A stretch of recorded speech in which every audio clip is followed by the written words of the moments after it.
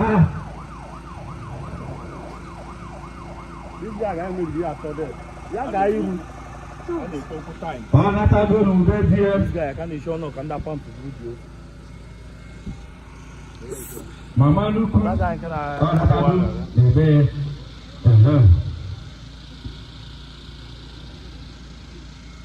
One side, one side.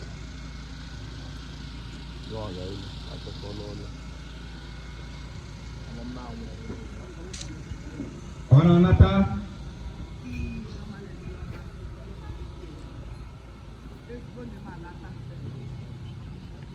Biko, I get you through. Domine bulletin on a day. Omre mete baba, na ye kumeka yeshi hapo. Hapo maana kwa bwana kabunuka. Makana time ado. O ka o mane mmado. Okpuje. Mama be koka. Okpuje. Mama O pero ge na kabunuka. Na bia. Olu ka kana ma saki pazo. Dia le chezo ya plan. Mama na-eme ya ọma. Onye ọma na-eme ya ọma. Ka ị dịbụ ka ịtụrụ O bunda pounds. Ka ye che. Ezinne. O ga dro. Ị ga-eme ugwu ikpeazụ ga-akpọ na bụrụ ga-eje na chọọchị. Ihe soro ka a na-ama asọmpi. Ekpere anyị na-ekpe n'ọdụgoro mama anyị na mma. Anyị na-ekwu ka anyị na onwe anyị n'ọkwa akwa rụkwa akwa ke mama anyị taa ncha ke mama anyị.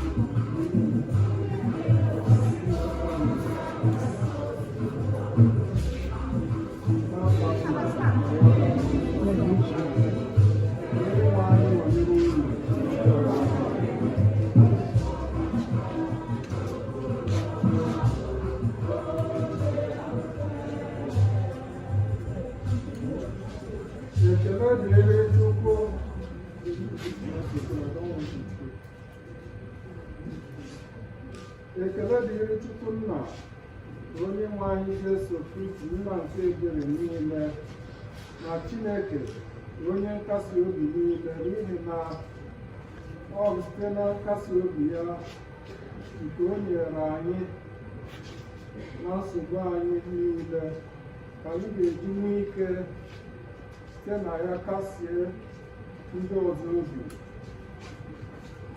mgbe ha nọ na nsogbu nke ha. Ngọzi dịrị Chineke na nna onye nwe anyị Jesu Kristi. Eji mmiri nsọ wee na-agọzi ahụ mama anyị bụ Esther Oyibo. Mmiri nsọ na-echetara anyị maka baptizim nke Pọl dị asọ dere banyere ya sị, anyị niile mere baptizim wee baa n'ime Jesu Kristi, si na baptizim wee baa n'ọnwụ ya. Ya bụ, dịka Kristi siri ike na ebube nke nna wee bilie n'ọnwụ, otu ahụ kwa anyị ga-esi na-ebi ndụ ọhụrụ. Ọ bụrụ na anyị na ya dịkọrọ ọnụ otu oriri nke ọnwụ ya, anyị na ya ga-adịkọkwa n'otu oriri nke mbilite n'ọnwụ ya.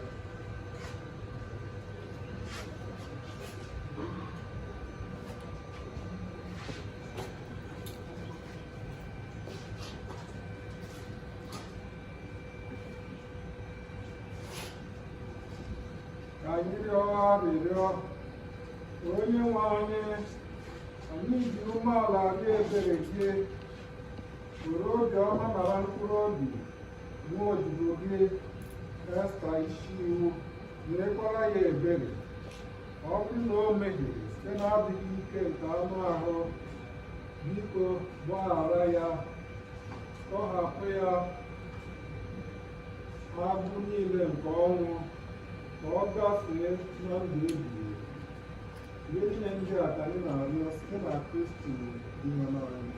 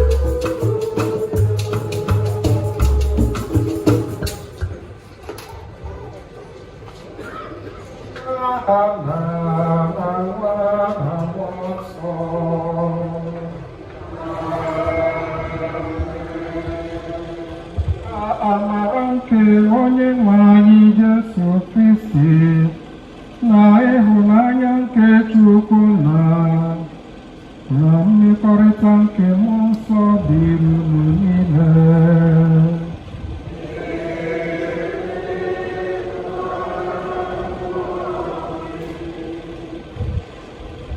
Tuesday na-esote Epifani nke ahụ nọ, anyị gbakọrọ n'etiti ụbọchị nta, anyị wee nya mmiri anya maka ekirikechile asịrị dịka cross over. Mama anyị crossed over to the other side. Akamha by Niki n'asụsụ Nsukka.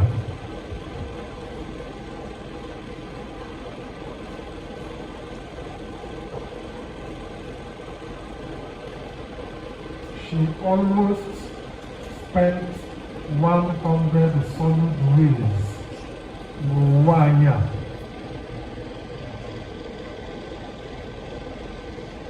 Ọ dịgo ezi, ọ bụ mmadụ niile Chukwu na-enye ohere oriri isi nka n'ụwa.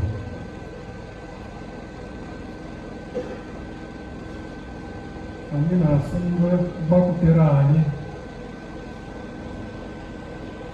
ndị ụfọdụ stam ma mmetụ tọrọ na stamli ma mmetụ ana bụ ndị stam ma mmetụ stamli. Ndị Okpuje amaghị nke na-aza stamli na ndị Okpuje amaghị nke na-aza stamli. Ndị ọzọ gbakwutere anyị,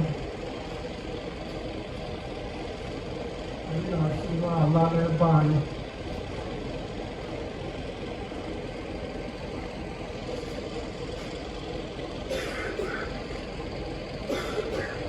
Ọ n'eziokwu na anyị jiri mass 10, mana one thing or the other technical mistakes.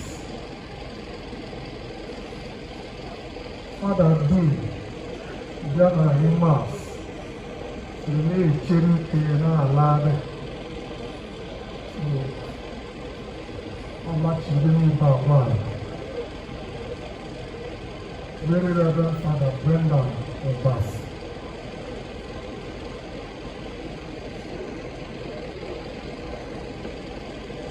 Ndị ọzọ si mbedị nso na-edekere karịa abịa. Anyị na-asụ iwu ala dị n'ebe anyị. Anyị eme anyị ga-arụba akasị anyị obi.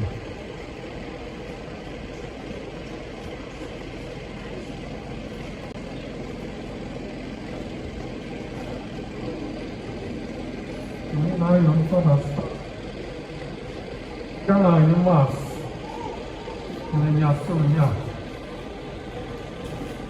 Mmosi n'afọ na nwa na mmụọ na-enyere mmegharị klọk dị na-akụ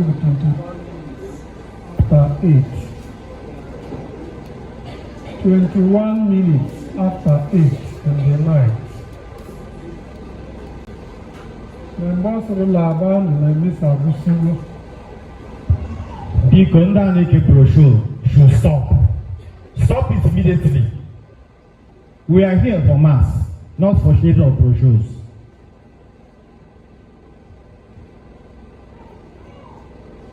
Mona Silava Nemis Abusigo Rama almost 9:45 in the night.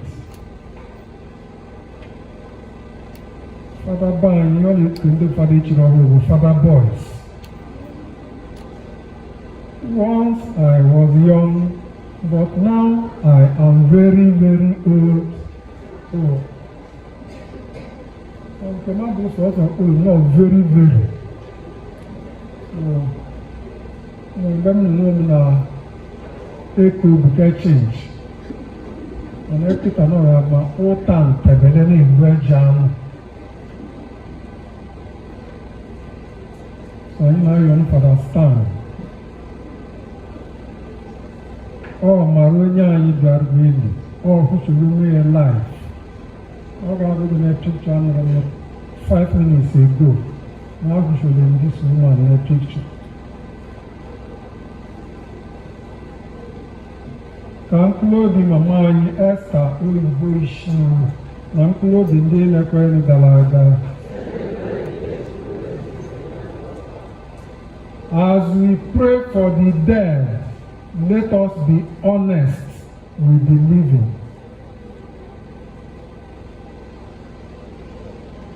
Ụmụnne m, n'iji kwado onwe anyị nke ọma maka emume ihe omimi ndị a dị nsọ, ka anyị kweta na anyị emehiela site n'ikwupụta nje anyị gaa.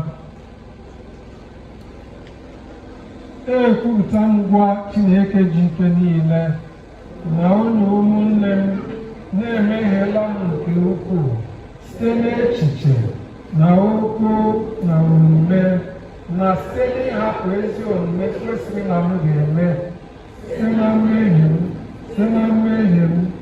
na mmehie m nke kasị ukwuu. Ya ka m ga-arịọ Maria dị ngọzi eji n'ọkụ na ndị ọma na ndị nsọ niile na unu ụmụnne m unu rịọbara m nso n'ụwa Chukwu anyị arịrịọ ka Chineke ji ike niile mere anyị ebere gbaghara anyị nje anyị gaa wee duru anyị na ndụ ebighị ebi.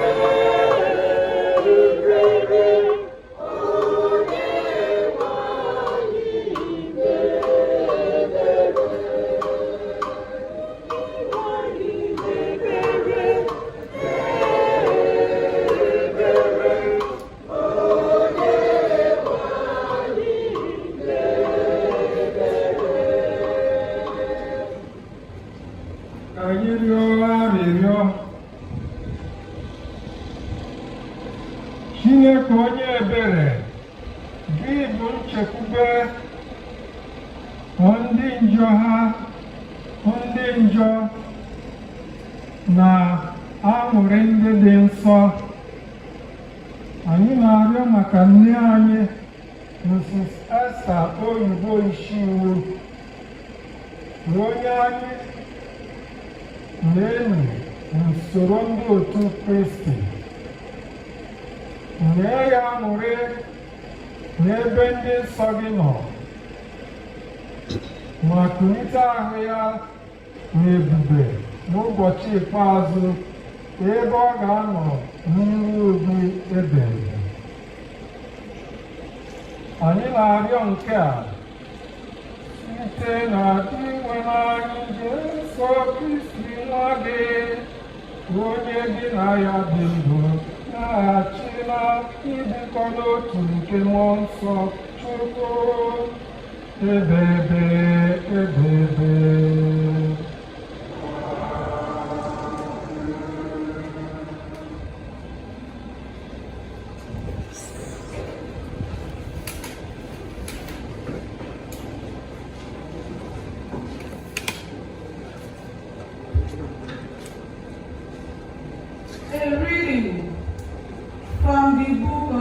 wisdom. The virtuous man, though he has died before his time, will find rest. Length of days is not what makes age honorable, nor number of years the true measure of life. But understanding, this is man's grey hairs, untarnished life. This is ripe old age. He has sought to please God, so God has loved him. As he was living among sinners, he has been taken up. He has been carried up so that evil may not warp his understanding or treasures seduce his soul. For the fascination of evil throws good things into the shell, and the whirlwind of desire corrupts a simple heart. Coming to perfection in so short a while, he achieved long life, his soul being pleasing to the Lord. He has taken him quickly from the wickedness around him. Yet people looked on, uncomprehending. It does not enter their heads that grace and mercy await the chosen of the Lord, and perfection of his holy ones. The word of the Lord. One thing I ask of the Lord, for these I long, to live in the house of the Lord all the days of my life.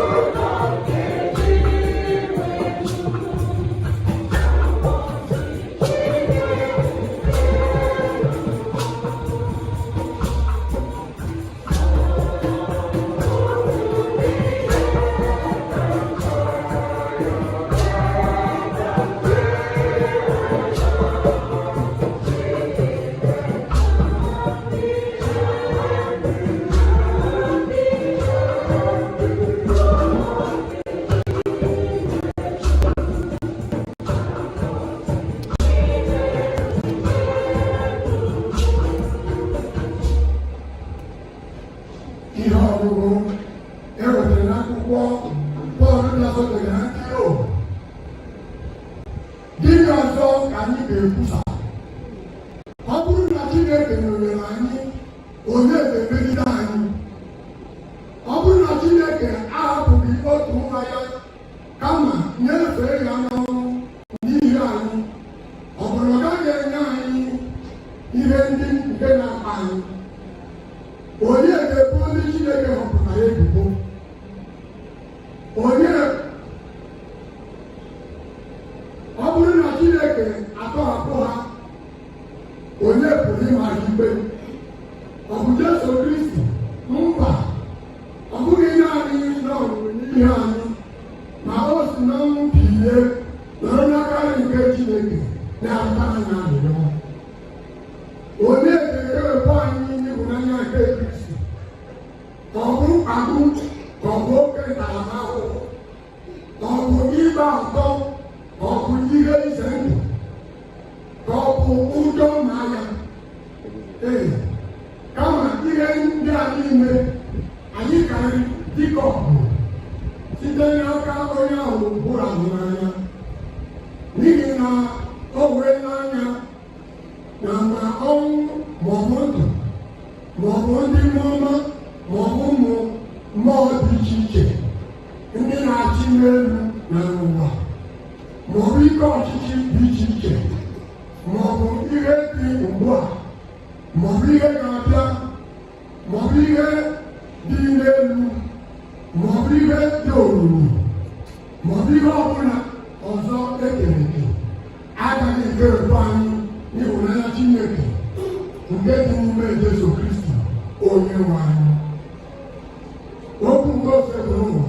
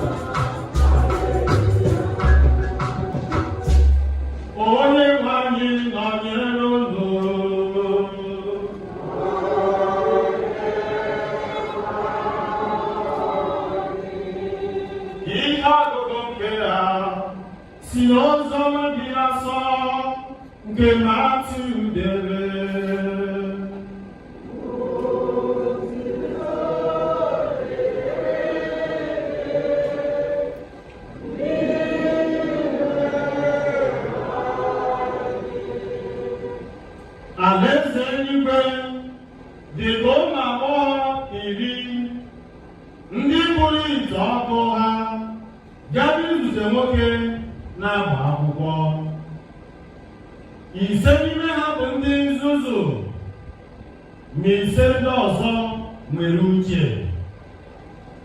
Ndị nzuzu ahụ buru ite ọkụ ha na-ejide mmanụ ọkụ, ma ndị ahụ mara ihe buru ite ọkụ na mmanụ ha. Mgbe onye na-agba akwụkwọ apụtaghị ngwa ngwa, ụra tụbara ha, ha wee rahụ. N'etiti abalị, mkpu dara sị, leenụ onye na-agba akwụkwọ, pụtanụ ka unu zute ya. Mgbe ahụ, ụmụ agbọghọ ndị ahụ niile biliri wee gbado ọkụ ha. Ndị nzuzu ahụ gwara ndị nwere uche sị, biko nyetụrụ anyị mmanụ unu.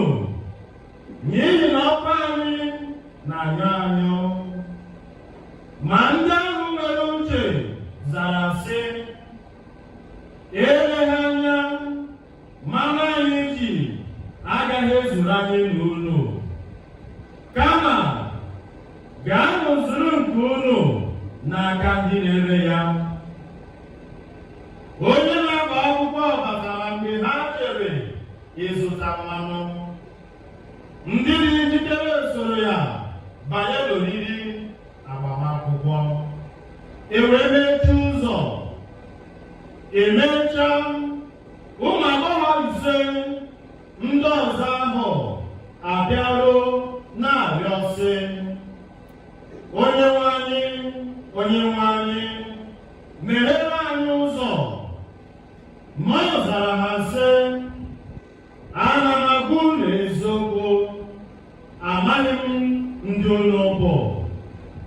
Ya bụ, na-echenụ nche, n'ihi na unu amaghị ụbọchị ma ọ bụ oge ọ ga-abụ. Ozi ọma gosi ụwa.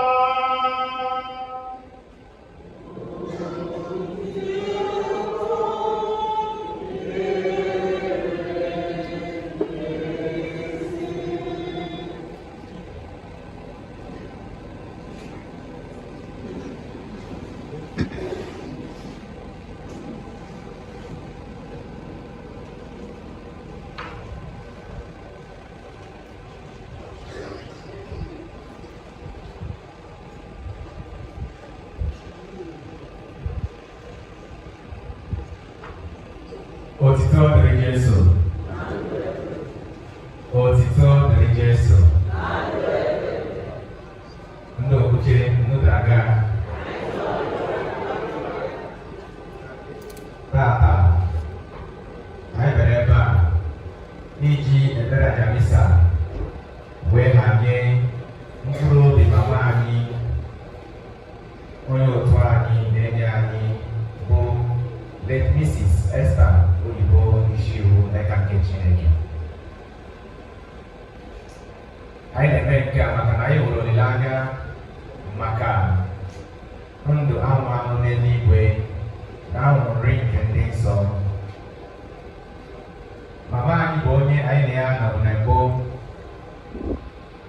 anyị na ya so kpee ekpere, anyị na ya rikọrọ nri, anyị na ya sokwasị ekpere aja misa ọtụtụ oge. Ma Chineke wee si na oge nke ya ezigbo. Na mbụ anyị na-ekele Chukwu maka ya bụ onyinye nke mama anyị nakwasị ihe dị iche iche o wee rụọ n'ụwa.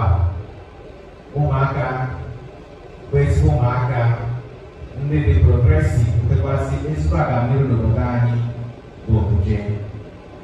Anyị na-ekenekwasị ya maka the legacies o ji mama anyị wetara anyị n'obodo anyị. Na ndụ mama anyị, anyị ga-afụ n'aka nke Chineke dị na ndụ ya. Echita mụrụ ya, na-arịa na mụrụ ya n'oge a na-enwe ya na-akpọ the dehydration of the woman child, the female child. Mana mama anyị rose up against the time wee bụrụ ihe ọ bụ maka na Chineke nọnyere ya. Anyị na-ekele Chineke maka nke a. Ana m ekelekwasị the parish priest of St. Paul's Okpuje bụ very reverend father religious. Ana m ekele ya maka ohere o nyere m ịkọwa na ịtabikwa akwụkwọ nsọ nta. Father, I'm grateful. Amen. Ana m ekelekwa my colleague and my contemporary in the seminary, Reverend Father Nnamani Stanley. Father Stan, amen. I'm grateful to be here once more. It's like a homecoming for me. I was in mama anyị na-ebutere m ebe a. Ndị mmadụ si ebe dị iche iche wee bịa maka ya bụ ọrụ, ma ndị si Lagos, Enugu, Abuja na ndị si obodo oyibo wee nata. Ọ bụ maka ihe ọzọ, mana maka mmadụ, ụdị mmadụ ọ bụ na onye a na-eli taa. Mama anyị bụ onye achọrọ akọwa ihe ọ bụ na ihe ọrụ n'ụwa na anyị ma masakwa masa because her life, her legacies are loud testaments. According to Rav Emerson, said, it is not the length of life, but the depth of life that matters. All we need 100 years, all we need 200 years. But I'm telling you, have age no work, you or that guy. How is life? When they never have work was mama. Even when I encountered her, he got for that he needed to be an end of an era. An end of an era. Makana who didn't marry mama, went down before the war, experienced the war, and also met the early missionaries. Had a man in war. Before the Baran times of worship and times of devotions.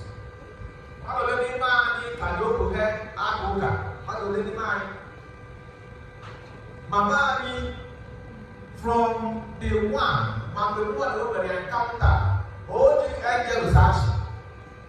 Mother didn't know anything about the angels. Mother didn't have 12 naka. Mother didn't have 6 naka. All of the encounters of when I want to hear at one certain time. Then, one day on the other, they began. Mama, in the room. And I know the handle, the palo. Mama, don't attack or attack the palo or Wayana. All our chance. All of the palo or Wayana. Now, I don't get this on easy. It is Mama,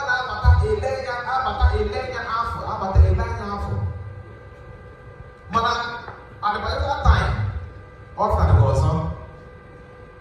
Now, this particular child, well done, always a man didn't be only now for that she have been in a color.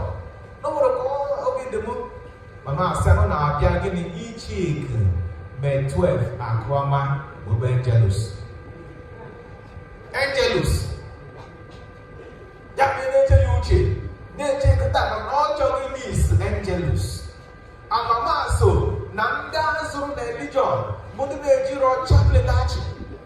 The devotion of the chaplet, what you get. Mother, let me make it unto Mama.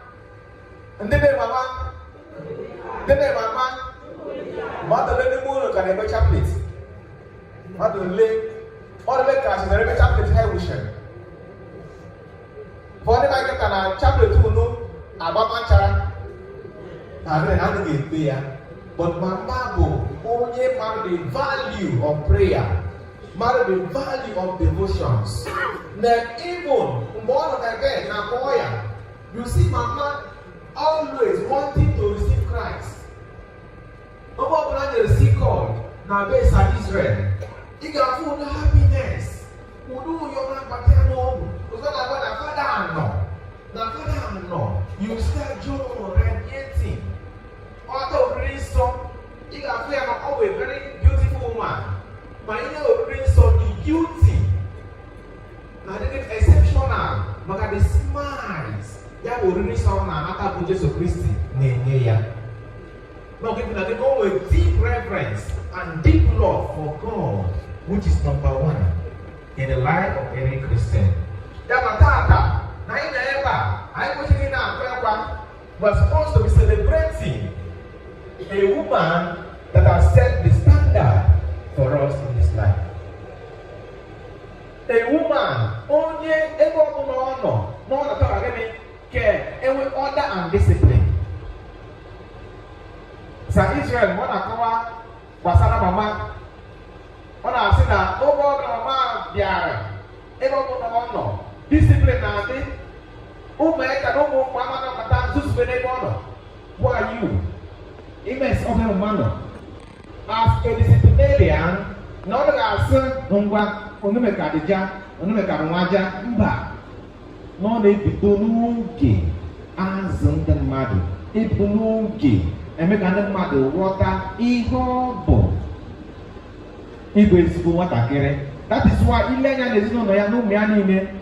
ha ncha dị na-ewere discipline wee sobe ya na karịa maka gị na mama zụrụ ha ọfụma. Anakọrịta mama bụ nke almost ndị ọya mama na-akpara nkata na-ekwu maka ya bụ that mama loves hospitality. Mama love hospitality nke bụ na mgbe ị nọ n'Okpuje amaghị m ka o were onye ọzọ riri nri ya o wee sọ m ụsọ karịma ke nri nwunye Israel. Why? Maka one of the qualities of mama anyị bụ Esther bụ na according to think to be Arinze Echegi na-akọwa gbasara na mama bụ an exceptional cook. Na mara esi nri iseti with Obenna na mama mara esi nri ọnụ ka ndị be Echegala jiri nri wewe ọ bụ ndị maka nri. Mana, if she didn't just knew how to cook, but she passed that legacy down to her children. Train a child the way you should go, so that when he grows, he will not depart from it. Yabu discipline. Yabu marriage. No, because good cooks. Marriage. Did you not pay her that last week in Jara? Oh, we're running from Israel. Avuta. Oye, go back here, or I share a car front and back. The legacy mama have room here. On a family man, you go. You got over there, go. Whatever they go, now the guys go to also, whom we can pay the kitchen. If you have a chef, then they should be. That is why Ilenya na big men na bukibe bad wives. Magana hana ga asị he kesi eshi nri, ana ga asị he kesi emegini edodo ezinụlọ. Mana mama emebigo n'ihe edo, maka na ihe edo ngwa ụmụ ya fa no. Mama bụ ọ na-eshi nri ọ ga-asị come and stay with me and enjoy. No wonder Chibo anaghị ayabụ mama. No, because she had a large heart. Hospitality and Inyeka. Yago hospitality in Inyeka also on every order. Not just every day. Now that was Ishiwu Nakawa. Then Mama was read your Mugo. Mama was read your Mugo. Makana Emo to read the candle. Mama ya go Mugo ya. Among them, Mama said, Chakuta Mugo. Never the children who are Kakutemu, Chu Pata, Gozemo, then they go get it on Mugo. Oh, that they go to why they don't Mugo or say yes. How about Mugo and have that Thanksgiving? If my dad don't know where I don't go, if you are the man, all the time Mugo, or I get But Mama left that comfort of Omugo. Maka Amos Torije Kano. Just walk from the airport, maybe to the Kano. And she sacrificed her all Maka Amos. And Amos today cannot forget it in Egypt. Maka na mama na omo na ege no na ege pa na eka nke ere ana she forgets herself in helping others. That's why Mahatma Gandhi said the best way to find yourself is to lose yourself in the service of others. Mama women, you don't have women, even or the man go on. You're going to go on, very happy. You're going to so. Now, 2 Samuel chapter 24, verse 24. Then Ezra, Solomon has said, I will not offer to my God a sacrifice that will cost me nothing. Mama only na-enye me no will maka ndị ọzọ. Ma ọzọ n'ime anyị na-eba kịta bụ ndị Chukwu nyere obere ego. Na-achọ ihe na-achọ ihe ndị ọzọ aka na ị na-achọ ụzọ esere na-ahụ ndị ọzọ mgbe obere eji. Ụlọ ndị na-eba kịta na Okpuje ebe a Ọkọ̀ mi dákúté fọ́nì ọba pé ẹ̀ ní fún ẹ̀ you as a priest ìgbà tó bá ń parí ní ìwòlówó ẹ̀kọ́ ọmọ máa tó ká. Na akụnụba ụmụ ya nwere ihe na-eme ya all that the commission. Psalm 49 verse 20 gwara anyị, in his riches man lacks wisdom. Mana ya bụ akụnụba ihe ụmụ ya bụ ihe ha nwere abalị mechi mama ime ka mama obe ma ọ bụ na bịa n'ebe ọ nọ. No, he was sacrificial.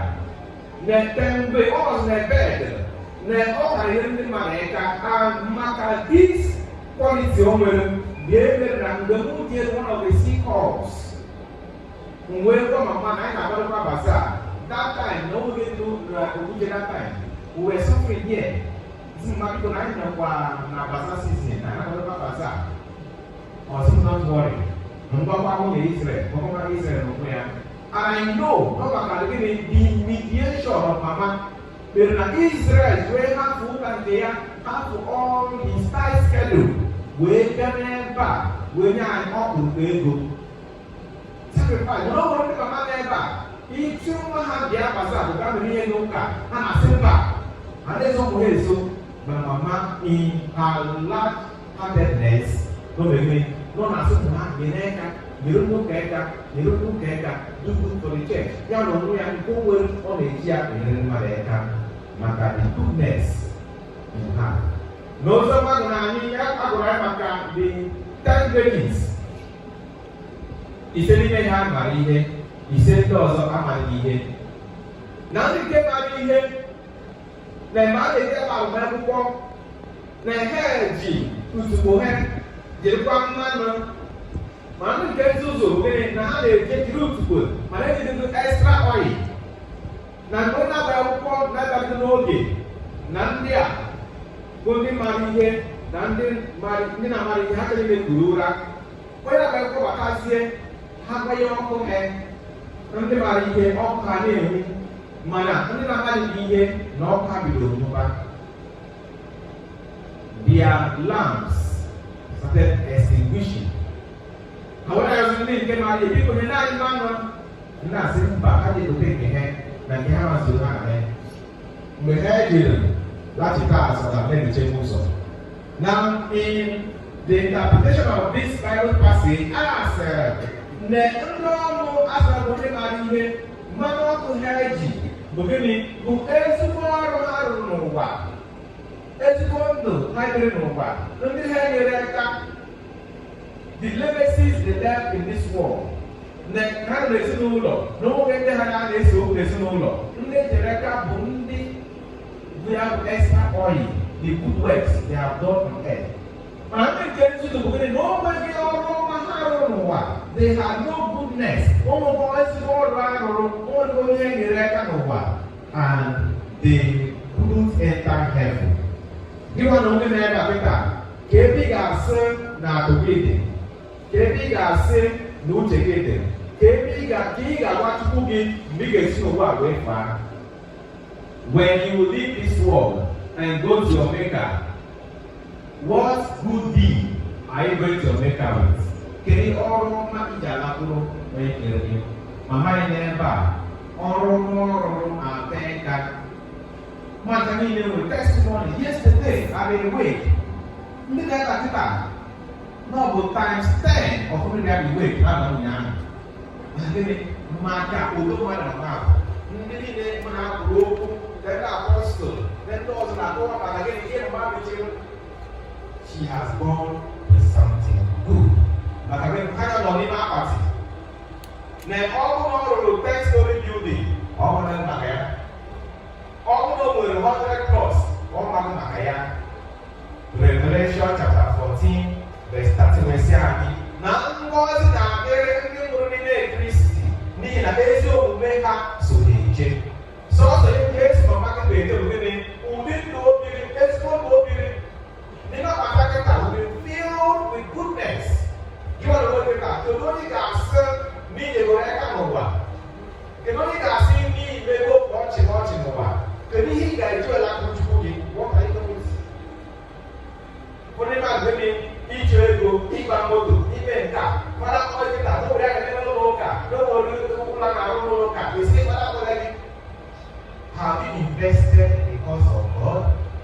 Ịga n'obodo anyị ka ihe siri ike ụmụaka anaghị eji akwụkwọ mmadụ ole kedu ụbọchị ebe mmadụ ole tinyere aka mmadụ ole tinyere aka ka ha debe akwụkwọ. Ihe siri ike kịta iri nri kịta na-atụ mmadụ ọrụ mana o nwere nwanne gị ihe na-esiri ike Chukwu gọziri gị but you're not helping that person. N'oge ikpeazụ ihe a ndị ga-agba na screen and you will see them. Kedu ihe iji arapụrụ Chukwu gị? Matthew chapter 6 verse 19 to 21 wee sị anyị kwadoro onwe gị akụ n'eluigwe ego na mma nke ụtụ ebe dịkara ama nta ya. Kwadoro onwe gị akụ n'eluigwe ebe ndị ori ama ntiwa wee zu. 21 wee sị ebe akụ gị dị ebe uche gị na-adị. Kedu ebe uche gị dị? Kedu ebe akụ gị dị? Ị ga-asị kịta na ịhụ nkịta na eluigwe ga-abụkwa ọrụ gị. What are you going to be talking about? Ya bụ ka anyị gbaa mbọ biwe ezigbo ndụ tupu onwe anyị ọcha, investing in humans. Onye ọbụla ị na-atụ n'ọnụ nyere ya aka, nwanne gị ahụ nyere ya aka maka na ihe a niile anyị na-atụ n'elu ụwa a ga-emecha hapụ ya wee laa. Ụzọ na nkụta ụzọ ha gwara anyị na anyị dịkwa njikere maka na ya amaghị ọzọ ji adụ. We don't know the time God will come to pick his own. Ọ bụrụ na Chukwu asị na ọ bụ gị bụ next, will you be ready to meet your maker? With what are you going to meet him? Ụfọdụ n'ime anyị ka bụ njọ ka ha dị n'ime ya. Ụdị ohere a ka Chukwu nyere mama anyị, ụfọdụ n'ime anyị amaghị ọnụkwa ya. Mama anyị nwere years to prepare herself. Years to prepare herself. Nke mere na ọ bịa nwee this deep love for God. On one of the occasions, maka na ọ na-ala ime isi mas. Mụmụ ya na-eje ụmụaka ga-eje ọkpasaghị ya n'ọmara ụzọ ebe na-eje ụlọ ụka. Ọ bụ ebe aka n'oge na be okwu nwa ya na-anaghị eje Katọlik. Na mama ji aka eje ụka. In her sickness, also in her old age, na mama na-afụ jiri ụka ya jee ụlọ ụka. Na ọ fụrụ ụka n'anya. Chukwu nyere ya that particular privilege to prepare for her going. Nke bụ na ọ kwụsịrị ije ụka mụrụ one of the days ọ na-eje ụka ofu onye ụzọ ochie ụzọ na-eje ụka jee ebe ọzọ. Achọrọ mama chọta ebe ọzọ ya ụlọ ụka jee ebe ọzọ ga na-achọ ụka na-eje. Mana ihe ọ bụ uche na ọ na-eje ụka ụzọ na-eje ụlọ ụka na ọ ga-emadị. But she was a woman that loves God. You have that particular privilege to prepare. But you might not have that privilege. I want to know that few days ago, Namnala Umuzo, boys they are so that woman will speak. I had to shift. Makare will speak Haji. But that's the Hananga. Don't tell you guys nothing. So the people head us na daughter. Next week na daughter. People can ask for how to let daughter. As far as we push, we take an accident scene. Or na over in the hand. Yeah, when they saw death, but I'm not that's young boy. That's swim, that's speed. No getting mad and where you go. But that's fire. Back to center. Man, come. You don't know when you will die. Even when your time will reach. As you get in, I arrange you do not have this privilege, Mama, you will be prepared at all times. Oh, I don't know, I'm on the Okpuje. Very, very interesting story. But I have a life story. And I will say to you, I will go. Mama, that you will get how to do it. No, I may that particular evil act in the way, edging on me, that which that's one knows. And your state of grace, which will determines where you are going. All the two that therefore need a lot of gracia, in a job, you cannot enter heaven. Revelation 21, verse 27. Nothing impure will enter heaven. So the particular man, then nwere one woman di ya nwụrụ. So this man na-agasị pay her frequently, another frequently, ya na the woman di ya nwụrụ dozi ezigbo ọnya. Then anyways ka na-akpọ ya n'ụlọ. So this particular man wey dey frequently ọbara the woman wey this man wey see her one day mama ya na ije ụka na-abịa n'ebe ya n'ọdụ boy na ndị mmadụ ji akọ ya ọnụ.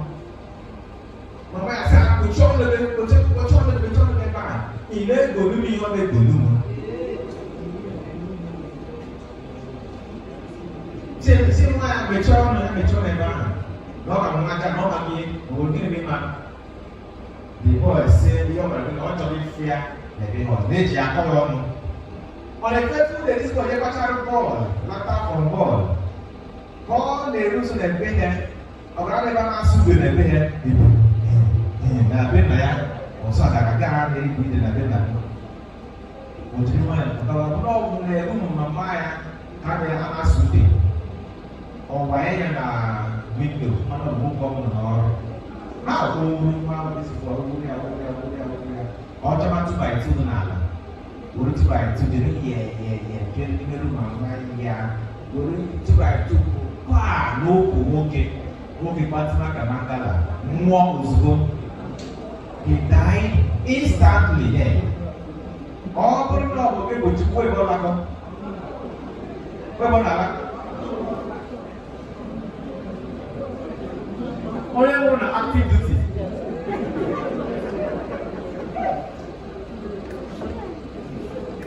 Many people are go don't want.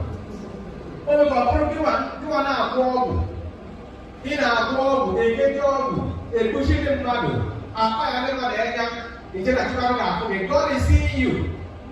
Dịdekwa m ihe dị n'akwụkwọ nsọ 1 Peter chapter 3 verse 9 down to 15 na chukwu akọrọ nwa onye njọ ọ na-enye agịrị ohere ichegharị. James wee sị anyị ga-atọzi na njọ maka na chukwu na-emere anyị ebere. Mba o, ya bụ ndị chukwu na-enwe n'ebe ị nọ na-enwekwa njedebe. N'enugwu be anyị o nwere ọnwụ mmadụ jere n'ime akụke ka ọ gwọọ ọgwụ maka gịnị nwunye di ya na nwunye di ya na ụmụ ya ga-eme ọkụma karịa na ụmụ nke ya ka o gwọọ ọgwụ na akụke maọkwa ya na be nwunye di ya ka o si na atụtụrụ n'oge ji gwọọ ọgwụ na-alata mmiri bido zobe obu akịrị n'aka akasara ya pụta akịrị ji eme n'ebe ụzọ bara ịnọ ya chire dị akịrị ebe ahụ n'ochi si ebe be nwunye di ya. Ọ na-achọ ebe ụzọ bara ịnọ mmiri ga na-eso tọ na wee gbata nkwụ ọmụ dagbuo ya mana ọ bụ ọma n'azụ obu akịrị a na-eme ka na ọ na-alị nkwụ nọ n'elu ya nwa ya n'azụ ka na-akwa arịa oge mere nwatakịrị. Ọ bụla bụ Chukwu onye tetekwa ọgwụ otu si mebere ime ọ bata n'ebe na-ekpe ikpe ojegowe ọkụ m na-ekwu ya gụọ na-ekwu ma n'ebe na-eche oge ọbụla mgbe mgbe bịa na ndị gị ọbụ n'aka ọ ga-agba gị ịcha blak na ihe a niile anyị na-emeche. God is looking at you. God is seeing you.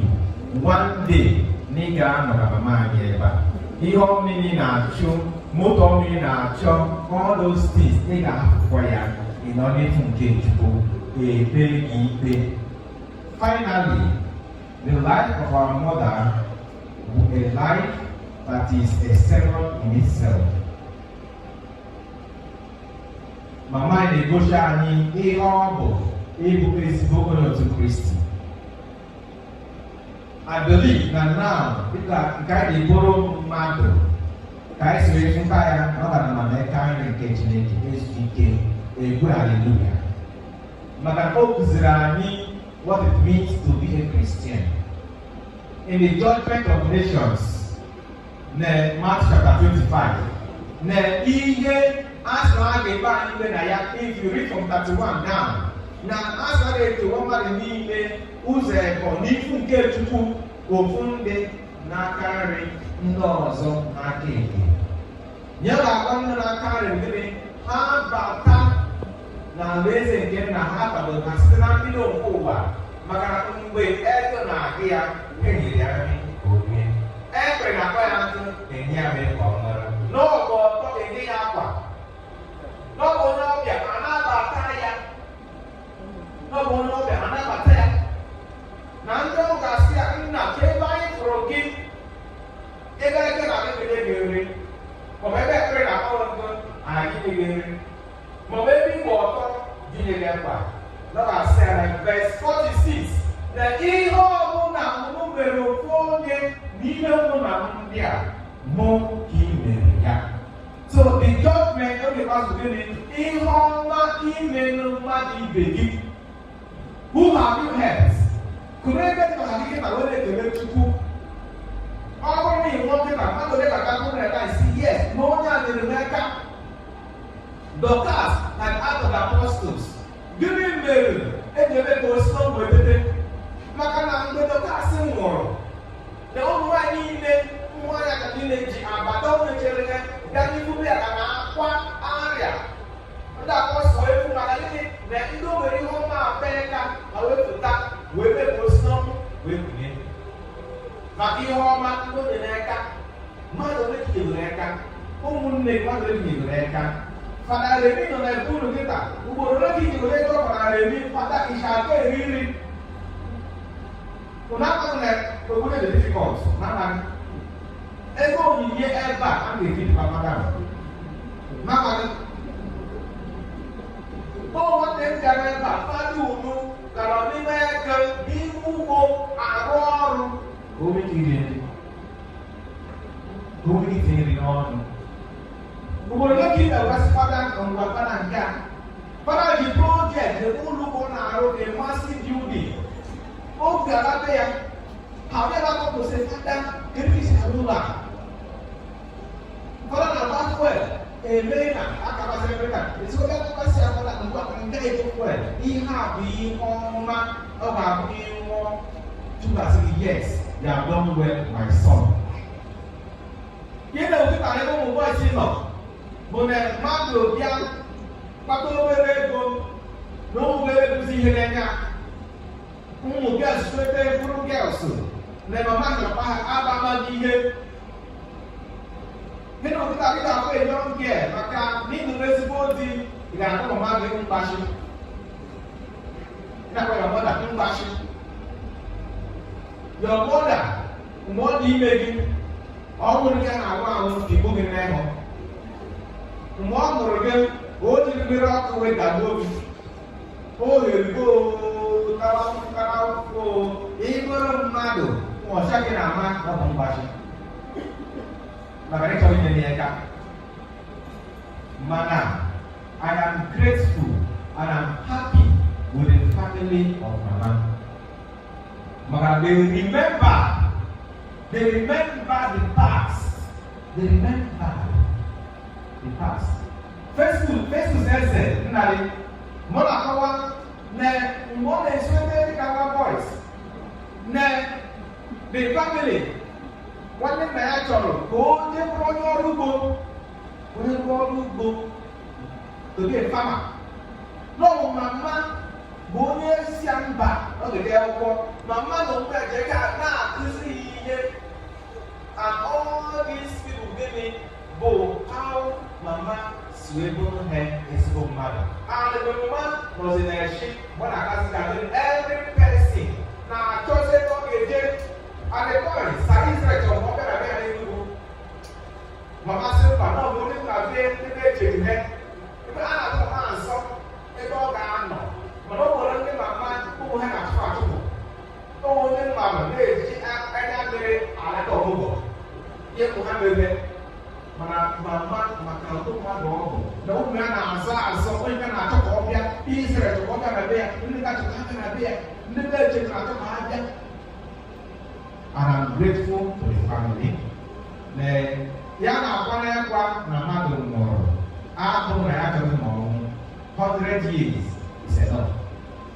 Mana oge anyị jide the past ijide cheru ka ndị ya si wee nọrụ iji na-echere ka o si eme ezigbo mma dị ọ na-ete egwu ude gwara mama ụlọ oge ka o si wee ezigbo mọrọ dị ọma wee meta those things ụlọ oyibo na-asị ka ebe ọnụ ka o si weta akwụkwọ zochi ụlọ you begin to cry ya dị ka anyị kwee nkwa one of them the express I had of mgbe m tụrụ ya bụ na ọ nwụrụ I had to come down to Okpuje to see the family so ezinụlọ m gbara mbọ mama live a fulfilled life maka ndị ọzọ lete mama aka anyị ọfụma take care of your mother n'osokwa n'ihe ọma anyị ji alakụtụkwa anyị ya bụ taata anyị na-ekele Chukwu maka onyinye nke mama anyị nakwa ihe o ji ya wee rụọ na ndụ anyị na-asị ya ka ọ nabata mkpụrụ obi ya na alaeze n'eluigwe maka na mama anyị gbara ezigbo mbọ ka ọ gọzikwa ezinụlọ gọzie ụmụ ya gọzikwa ụmụ ya gọzikwa ndị ọgọ niile bụ ndị gbara mbọ n'isi ya ya bụ ka Chineke mee ka amara ya jupụta n'ezinụlọ a mee ka mmụọ nsọ ya nọnyere unu jikwa ụnụcha niile ọrụ unu jiri ofu obi wee biri dịka ofu ezinụlọ ka nhapụ na ọma hapụrụ unu ghara ibute na ntịsị kama ka ọ bụrụ ụzọ agamnihu na ịdịkọ n'otu ejepụta n'ebe unu nọ site na Kristi nwere anyị ya bụ ka mkpụrụ obi Esther na mkpụrụ obi niile kwere gara aga nye ezumike ebe onye nwe anyị na mkpụrụ obi a zụrụ ike na ndukwara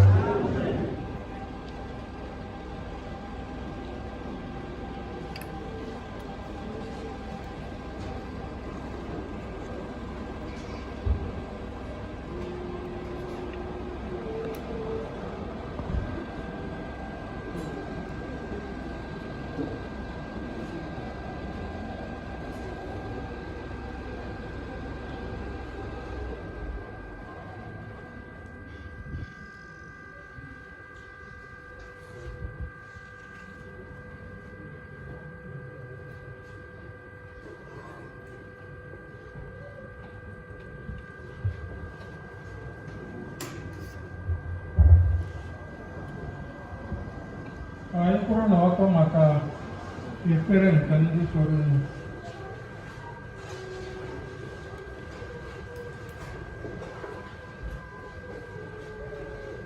Ka anyị were okwukwe na ntụkwasị obi kpọkue Chukwu nna anyị ka onye dị ebe ka onye si n'ọnwụ kunye nwa ya bụ Jesu Kristi ka onye ndị dị ndụ na ndị nwụrụ anwụ udo na nzọpụta.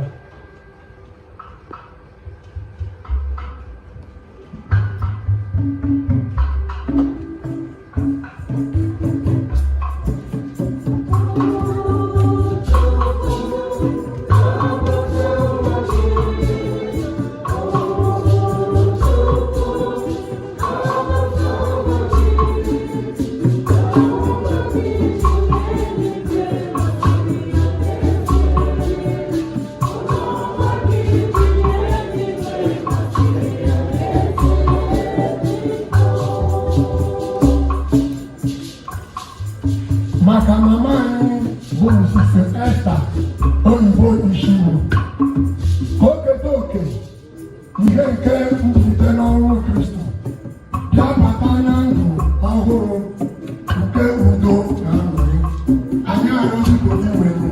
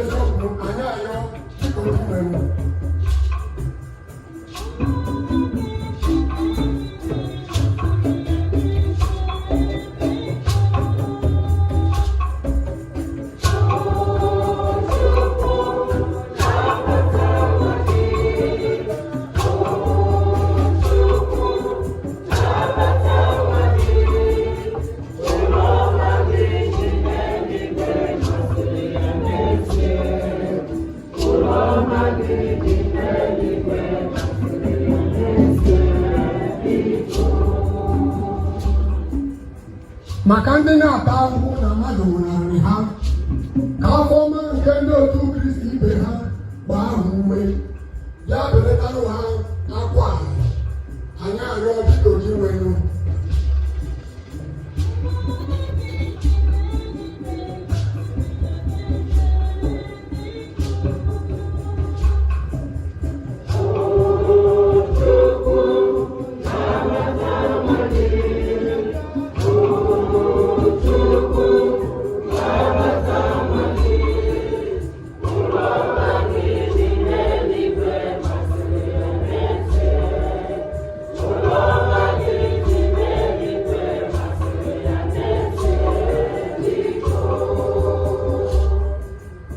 maka ndị niile gbakọtara ebe a ikpere nwanne anyị nwanyị Mrs. Esther Oyibo Ishiwu ekpere ka anyị na-echeta oge niile nke ndụ anyị na otu ụbọchị na anyị ga-aza maka echiche anyị gaa anyị arịọ biko dị nwere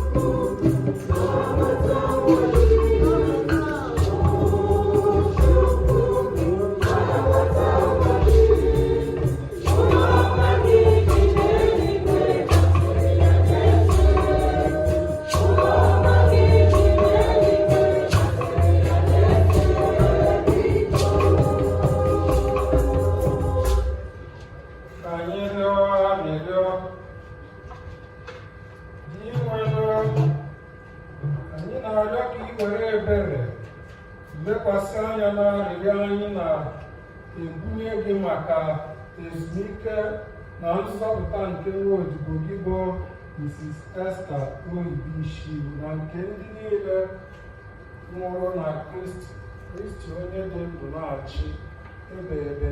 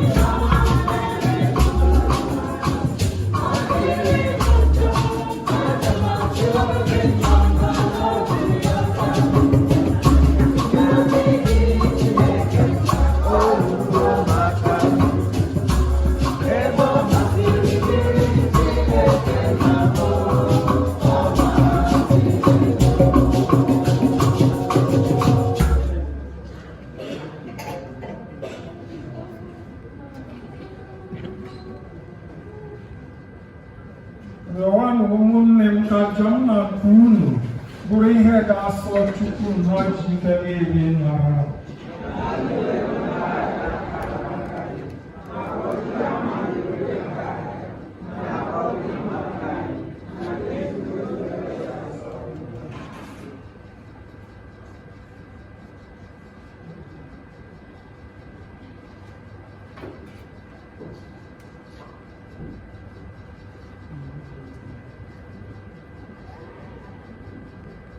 N'inwenụ nara onyinye anyị na-ebunye gị maka nzọpụta Mrs. Esther Oyibo Ishiwu. Ka Kristi were obi ebere kpee nwanne anyị ikpe maka na o kwenyere na Kristi bụ di nwere bụ onye nzọpụta ya. Anyị na-arịọ niile ndị a site na Kristi dị nwere anyị. Onye nwe anyị nọ n'ihu unu, welite n'obi unu elu ka anyị elu dị inwe Chukwu anyị ekele. O kwesịrị ezie bụrụkwa ihe ziri ezi ọrụ dịrị anyị na nzọpụta anyị, na anyị ga-enye gị ekele oge niile na ebe niile dị nwere o nna dị nsọ Chineke ji ike niile onye dị ụwa tụ ụwa site na Kristi dị nwere anyị. Ọ bụ na ya ka nchekwube mbilite n'ọnwụ dị ngọzi ji chawapụta n'ebe anyị nọ, ka ndị na-aga anwụrịrị na-ewute nweta ntasi obi site na nkwa ndụ anụ anụ dị n'ụwa ọzọ. Maka ndị kwere na biko osebụrụ ụwa, ndụ anaghị enwe njedebe, ọ bụ mgbanwe ka a na-agbanwe ya.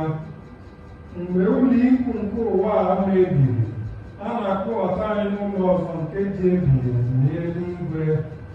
N'ihi nke a, anyị na-eso ndị mmụọ ọma na ndị isi mmụọ ọma, ukwu eze na ike ọchịchị ha nakwa ụsụ igwe agha niile nke eluigwe na-ekwu ukwe otuto gị ebighị ebi, na-asị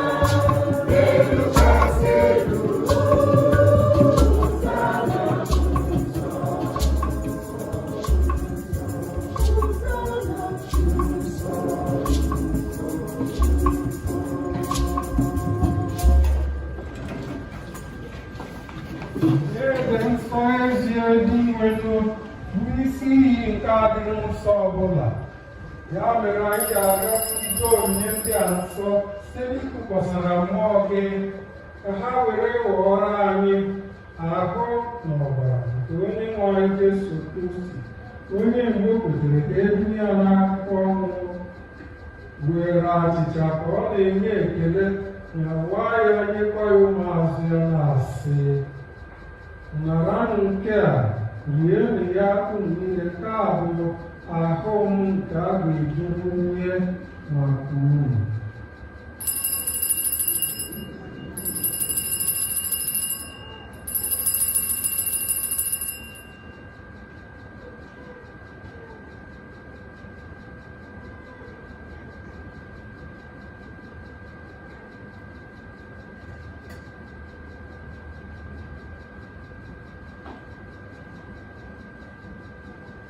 otu ọkwa ka o siri mee mgbe ha chere nri anyasị, o buru iko nsọ ka ọ na-enyekwa ekele, bunye ụmụazụ ya na-asị, naranụ nke a, ṅụọnụ ya unu niile, nke a bụ iko nsọ nke ọbara nke ọgbụgba ndụ ọhụrụ dị ebighị. A ga-agba ya n'ihi unu ma n'ihi mgbe niile mmadụ ka e were gbaghara njọ gaa. Na-emenụ nke a na ncheta nke m.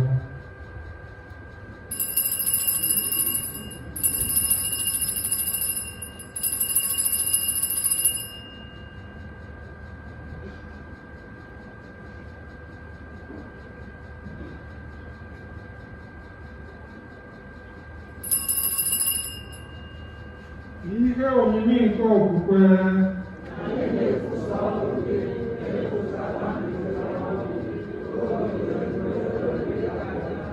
Dị nwenụ, ebe anyị na-echeta ọnwụ na mbilite n'ọnwụ ya, anyị ebunyere gị achịcha nke ndụ na iko nsọ nke nzọpụta, na-enye gị ekele n'ihi na ị gụnyere anyị na ndị tosiri ịkpụrụ n'ihu gị na-efe gị. Anyị ji umeala arịọ ka anyị bụ ndị na-eketa oke na agụ na ọbara Kristi, bụrụ ndị a ga-ekpopụta ọnụ site na mmụọ nsọ.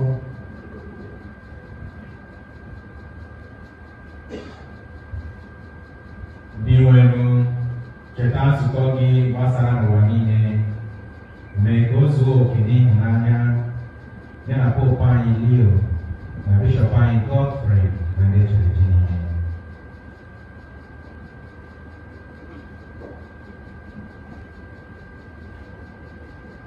Chetakwa nwadibogbo Esther Oyibo Ishiwu, onye nke si n'ụwa akpọrọ ka ọ bịakwute gị, ebe jikọtara ya na nwa gị n'oriri ọnwụ ya, mee ka ya na ya bụrụ otu na mbilite n'ọnwụ ya.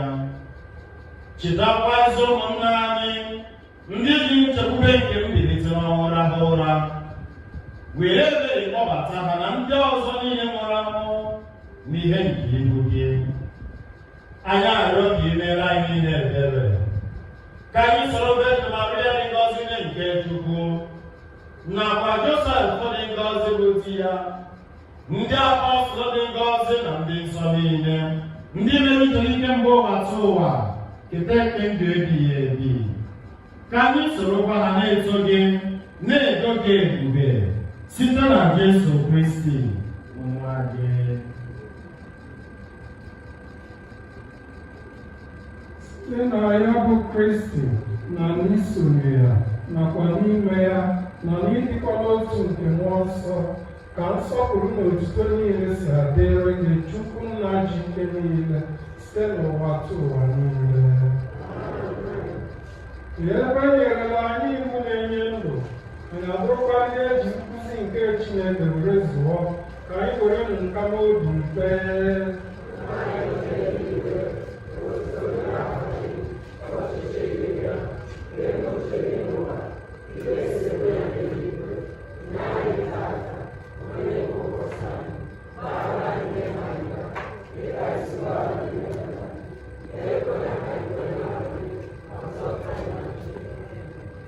Zọpụta anyị na-arịọ ose mụrụ ụwa na ajọ ihe niile, were ebere nye udo n'oge nke anyị site n'inye aka ebere gị, ka a zọpụta anyị na njọ oge niile anyị, were gbara ha nsogbu niile, were nchekwube dị nsọ na-atụ anya maka ndịghachi nke onye nzọpụta anyị Jesu Kristi.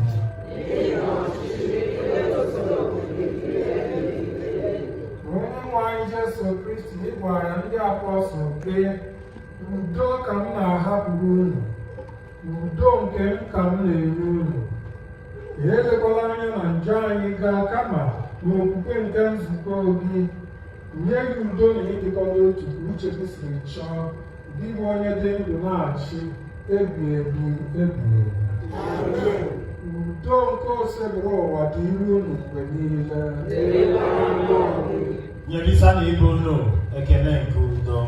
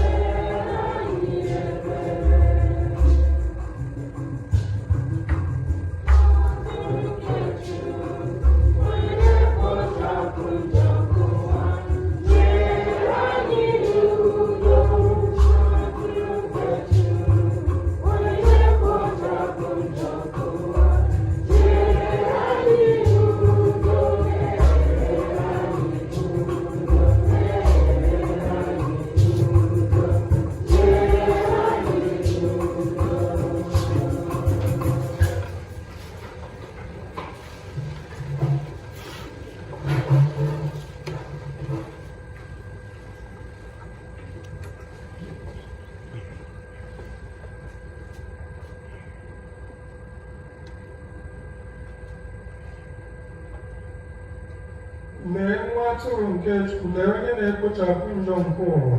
Ha dị ngọzi bụ ndị a kpọrọ n'oriri nke nwa atụrụ Chineke.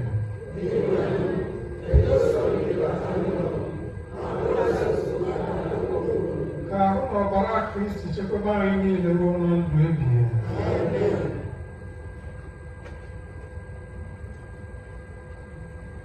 Maka ịnata oriri dị asọ, ọ bụkwa sọsọ ụka Katọlik kwadoro ha.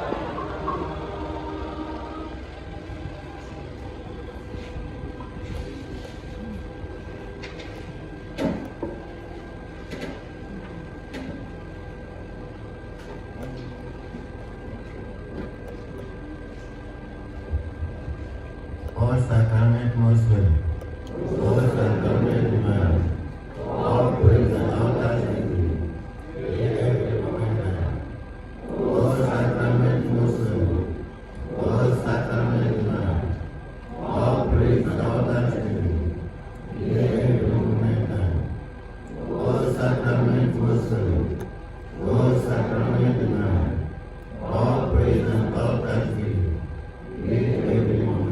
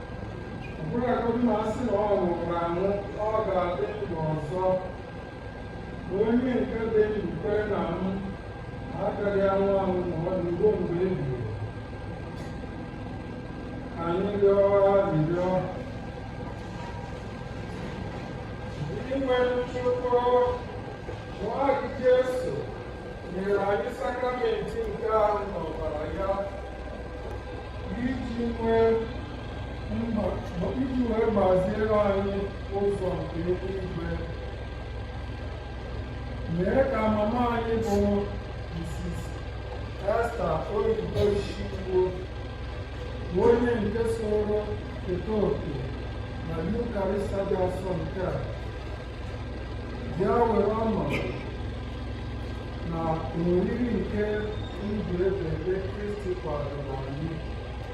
Ihe niile ndị a ka anyị na-arịọ site na Kristi dị n'anyị. Otuto dịrị Jesu.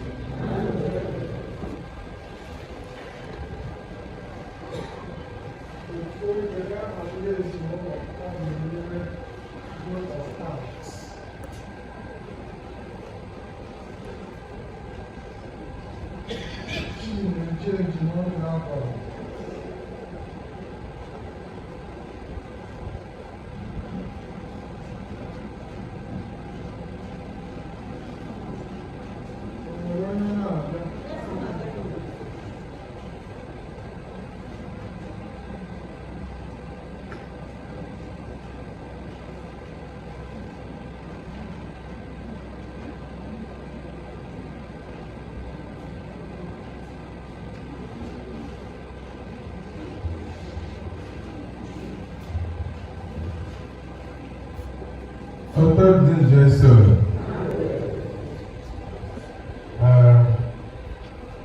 Ejima her family Ishiwu.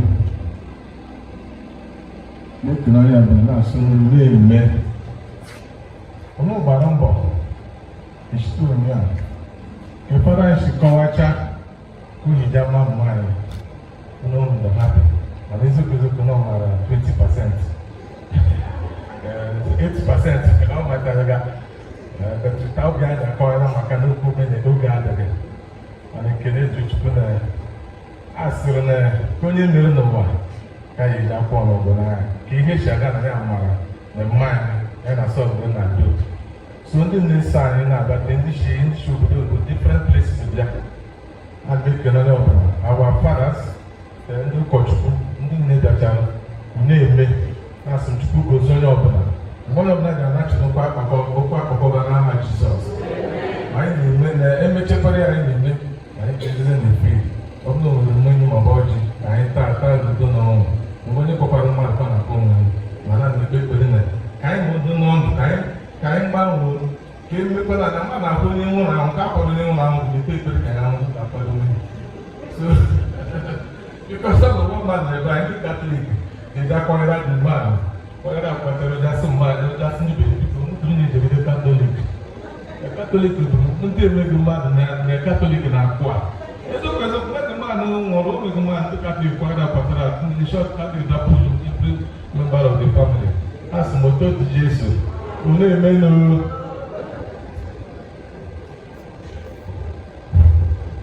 Ọtụtụ dị unu Jesu. Anyị ji ohere a ụmụ mgbe ọzọ anyị ga-agbakọta n'etiri ụbọchị ụka na-abịa rotational mass. So anyị ga-achụ nta ego ụbọchị ụka maka burial Fada nwụrụ Monsignor IKB Igboke, Monsignor Bernard IK Igboke. Ọnwụ ya erute na 22nd of January. So